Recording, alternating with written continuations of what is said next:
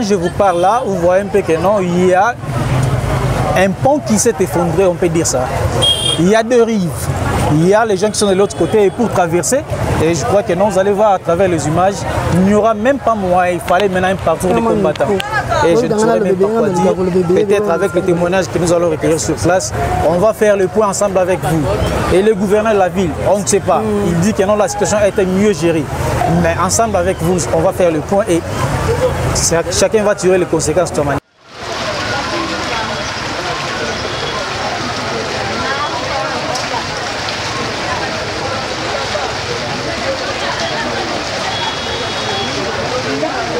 Comment on a dit? On a Natacha. Maman Natacha, tout le monde est télémia. Il y a 4 qui sont à moi la vie. Non, 4 qui sont à la rabe de Koba Dindia, moi, et ça, il ma passe. Non, 4 qui sont à la de Koba Dindia. Donc, ça, il faut pas que remarquer pendant ma signe, à battre ma couffée belé. Donc, tout le monde a un boulot et bête qui te hôtel à ceux qui réaction et Zara. Donc, ils ont continué caca. Donc, battre moi été. Depuis le boulot et bête qui. Na oya lelo ma ezo mata to ezo kita te ma ezo mata kaka ma ezo kita te ezo mata mais siko toki ke nombule beta elo ba kufi za solo bon na ebité ça te ga rota la porte monter to yotala to da so ezo solo en faute na siko ba to baza koto ba ebisa. OK, merci liloba ni ko loba mais ba lobi ke non bazu ba batini ba on a site na stade tata la. Bon na na sepela ata ba to baza ba bibwa ba nini ba mikonga ba to na ta banda ko ba ke ovanda kuna pona micho ba sufi makati sika ola les ati ba sufi ata bibo na ba mikondo ba ke ochaba okuna et bon on va baquer na Tata Raphaël na stade de Martyrs bon biso to yebite to yeto so ba longo ba ya baza première rito ya serve to yebite so ba longo ba to kuna po ko to moni ba to za na balabala ba ona. OK tout le monde télémia au ligno katisa to likambo za ndeni en tout cas likambo ya quartier oyo elonga ko kolobeza boyo premier mandat chef de l'état aya na quartier oyo annonça na population ya Ndanu ke misale ko sala mapona ko décamper ba misala ba makambo ba mai oyo mais jusqu'à présent totika komona eloko te Bourgmestre alimete aye awa atika oloba eloko moko te nani gouverneur aye awa solution moko ezwamite bato gouverneur abimisi atie bango na 20 mekuna baza muke par rapport bao batikalaki awa toza na kati ya mai jusqu'à présent eloko kolia ezate mai ezate baosi azemi bazali ba nouveau né bazali et puis bazo kufa gouvernement na biso eza koloba nini pour la population congolaise na kati ya quartier Ndanu o tozo mona eza yango te toza ko souffrir c'est bato balobi ke non balongoli bango batini bango so na stade baza mukie batu wana nga nazoloba batu wana baza mukie oyo batikali awa baza ebele plus ke oyo baza kuna soki bakoya kopesa biloko baya kotoyo kobanda kopesa kotoyo oyo azomona ke azobima na mai nde azopesa ye eloko oyo baye kuna eza na bafazer na bato oyo baza na perte babiloko awa te nga moko nde naza na perdre nyonso ya ndako mwasi na ngai aze pa babokilo na ngai donc toza éparpillé population ndenge eza ezo souffrir autorité moko asia autorité gouverneur de la ville azala awa ayaka awa bourgmestre ya limité aya awa député baya awa chef de l'état aya awa na mboka na quartier Ndanu mais tozomona eloko te changement moko ezate pour la population ya quartier Ndanu bon mbula ekobeta appel lelo awa ka accentuer les sous na ebité ni nango ko lancer message potala message na ko lancer parce que eza makambo ya Nzambe to ebaki yango te lokwa déjà ba annoncer que mbula ezo continuer alors ba sala l'effort que ba ya banda ko décamper ba oyo bazana na kati ba décamper ba bazana na kati parce que c'est pas tout le monde qui a besoin ko koma na 20 mekuna batu musu bazo protéger ba biloko na bango na kati kuna bazo protéger ba biloko na bango parce que eloko ndenge se miyibi pe bazo sionner alors muta ko kondima te tika ndaku na ye a perdre nyonso pona ko ya landa muskuna soki ba baza besoin lisungi ya population baya awa ba banda ko pesa na ba ressortissant ya quartier Ndanu et non ke ba kene kuna na 20 mai. D'accord, merci beaucoup. Merci. Ama tomoni neti olingo katisa memoire okatisa pendeza te sikoni nango lembi nzoto boye nazo yebe loko ya koloba te papa mwana na ngai na bana 6 balingaki bakufa na mbulo ya mkolo wana bana bakangami likolo ya balcon 3 jours mai ya komela te eloko ya kolia tokokufa ndenge esali wana mai ekiti bana babimi na miniti oyo nayaki nabimisa biloko to ya ndako na miniti oyo tozoloba naza na eloko na kozwa awa te naza na eloko ya kozwa awa te bon leta yango na biso mosala na ye nini azali wapi azosupporte kaka bafazer batindi badingi bamema bato oyo baza na balabala me na kati ya bato baoloba keno baza na stade de martyr na papa baza bato oyo ya libanda miyibi banani bake kowelela batela baresponsable bango oyo bazotala nanu bebe bakeli kowelela bamatela kuna na bamufu bango bazwi shoki te babebisi eloko ata moko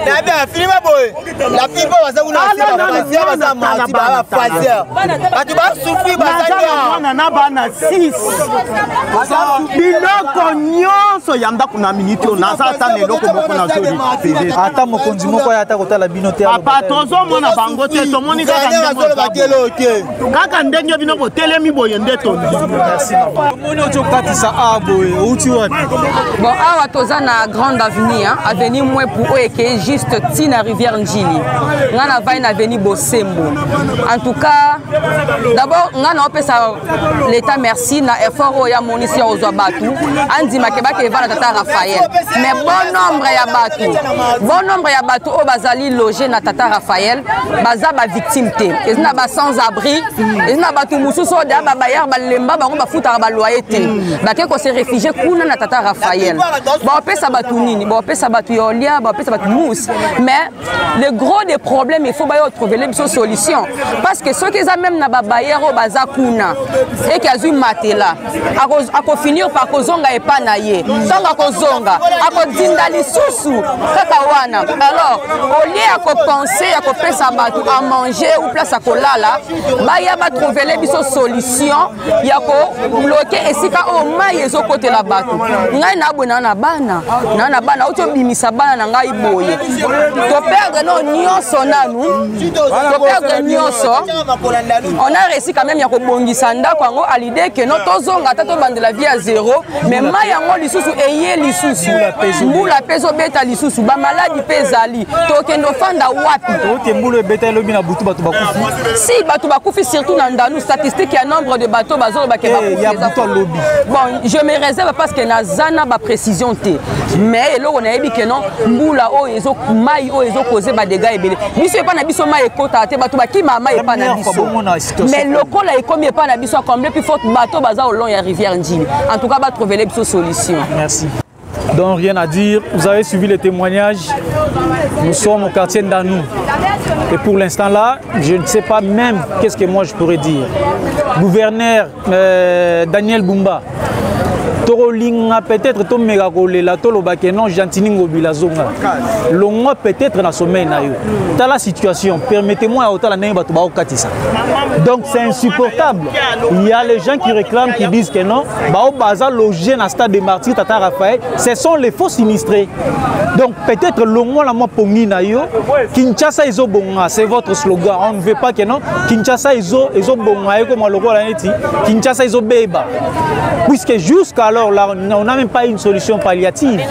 On ne sait même pas à qui on pourrait se vouer. Donc pour l'instant là, vous voyez que non, il y a deux rives. Il y a les gens qui sont de l'autre côté et de l'autre côté, et pour y arriver, c'est tout un kilomètre. Je ne sais pas, c'est à vous maintenant de faire les constats.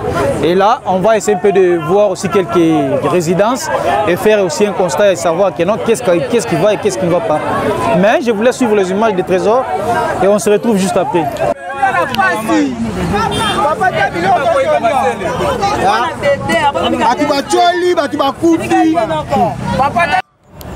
Fidèles d'électionnettes, nous voilà pour l'instant là, nous sommes au 6 du stade Tata Raphaël, là où se trouvent nos frères, nos amis. On peut les appeler de toutes sortes de manières qu'on le veut. Mais là, nous sommes au site de Tata Raphaël. Et pour l'instant, là, je ne suis pas seul, je suis avec le cordon adjoint qui gère les sites des sinistrés. On va essayer un peu de nous entretenir quelques minutes avec lui.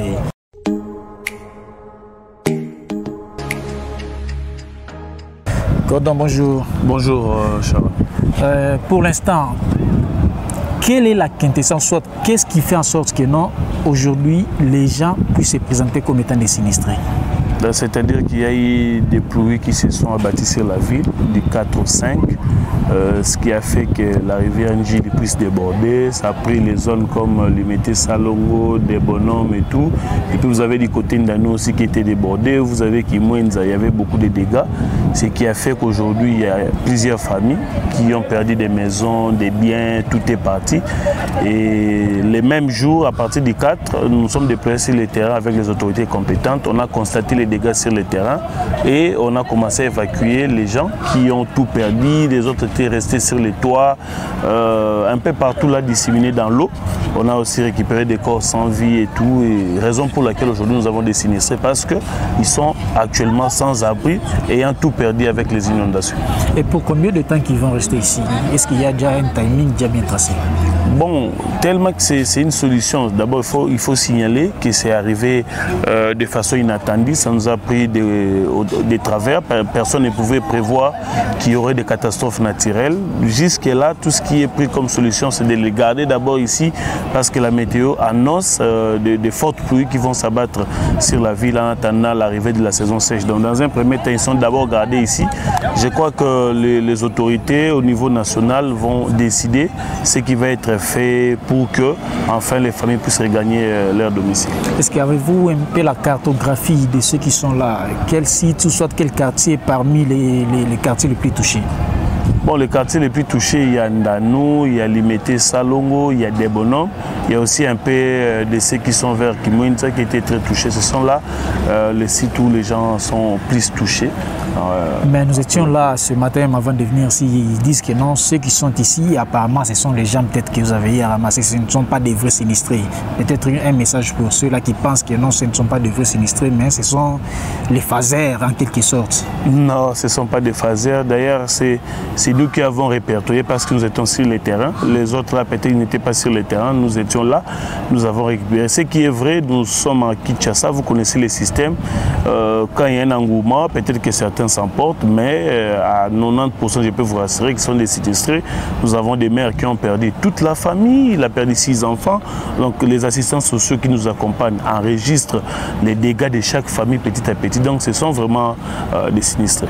Mais qu'il prévoit maintenant de faire le gouverneur de la ville, est-ce qu'il y aura moyen de continuer à garder toujours ces gens ici, ou soit il y aura aussi des indemnisations qui vont se faire? Bon, à ce stade, il n'y a pas une information dans ce sens. Il n'y a rien qui est dit dans ce sens. Je crois que le moment venu, si ce serait le cas, le gouvernement prendra le soin de le dire par des voies officielles, notamment le gouverneur de la ville, soit le VPM de l'intérieur. Je vous remercie. Merci beaucoup. À la fin, on nous a refusé l'accès à l'intérieur, mais ce qui est sûr est que non, les sinistrés sont là. Ils sont bien pris en charge.